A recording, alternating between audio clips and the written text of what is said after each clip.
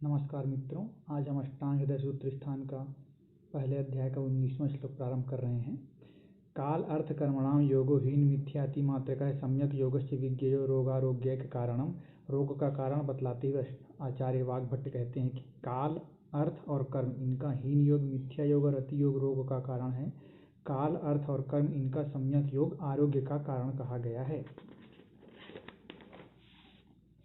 इसके पश्चात रोगस्तु दोष वैषम्यम दोष साम्यम आरोग्यता, यह एक महत्वपूर्ण श्लोक है। इसमें कहते हैं आचार्य कि रोगस्तु दोष वैषम्यम मतलब हमारे शरीर में जो दोष है उनमें विषमता होना ही रोग है, और दोष साम्यम आरोग्यता, दोषों में साम्यावस्था होना ही आरोग्य का सूचक है।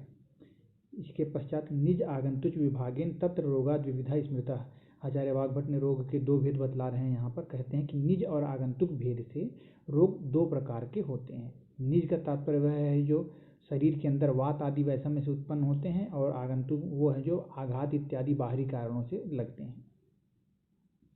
तेसाम काय मनोभेदाद अधिष्ठानम अपि द्विधा, और इन रोगों के अधिष्ठान भी दो प्रकार के होते हैं। काय मतलब कि हमारा शरीर, और मन, ये दो रोग के अधिष्ठान कहे गए हैं। तो पीजी के दृष्टिकोण से ये भी महत्वपूर्ण है। फिर रजस तमसश्च मनसो द्वौ च दोषा उदाहृतौ, मन को दूषित करने वाले दोष।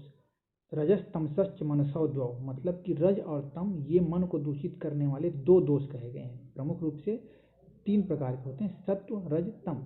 पर सत्व को दोषों में नहीं गिना जाता है, रज और तम की गणना मानसिक दोषों में की गई है।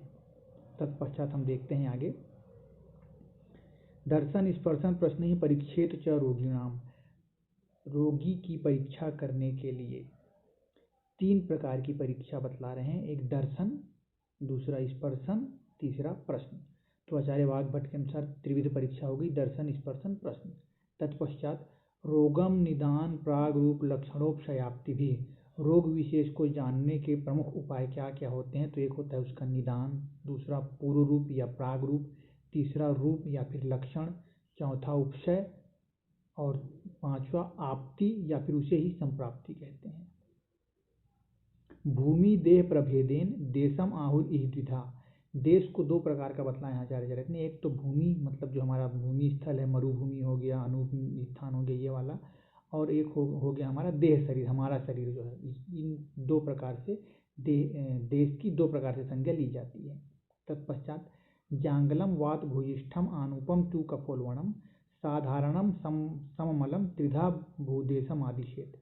भूमि देश, भूमि वाला जो होता है, देश तो दो प्रकार के हो गए, एक हो गया देशज, दूसरा हो गया हमारा देहज। अब देशज जो है तीन प्रकार के बतला रहे हैं। क्या क्या होता है, एक जांगल जिसमें वायु की प्रधानता होती है, दूसरा आनूप इसमें कफ दोष की प्रधानता होती है, तीसरा साधारण इसमें वात आदि समान रूप में रहते हैं। इसी भांति से भूमि देश को तीन प्रकार का जानना चाहिए। श्लोक नंबर 24, क्षणादि वार्ध्यवस्था च कालो भेषज योगकृत, काल को दो प्रकार का बतलाया जा रहा है। एक क्षण आदि, दूसरा व्याधि की अवस्था के आधार पर इनका उपयोग औषध के उपचार में किया जाता है। शोधनम शमनम चैति समासाद औषधम द्विधा, औषध के दो भेद संक्षेप में बतलाए गए हैं, एक शोधन, दूसरा संशमन। श्लोक नंबर 25, शरीरानाम दोषाणाम क्रमेण परमौषधम बस्तिर्विरेको वमनम तथा तैलम घृतम मधु, शरीर में होने वाले वातादि दोषों के लिए प्रधान शोधन औषध क्रम से वात के लिए बस्ति, पित्त के लिए विरेचन और कफ के लिए वमन है।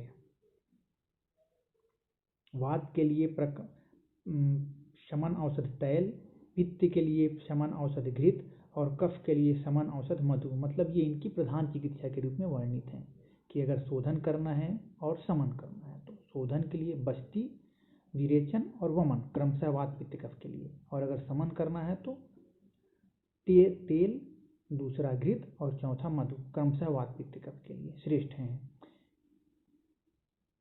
फिर मानसिक दोषों के लिए औषध बतला है, धी धैर्य आत्मादि विज्ञानम मनोदोष औषधम परम, मानसिक दोषों की चिकित्सा के लिए बतला रहे हैं कि धी, धृति और आत्मा आदि का ज्ञान करना ही।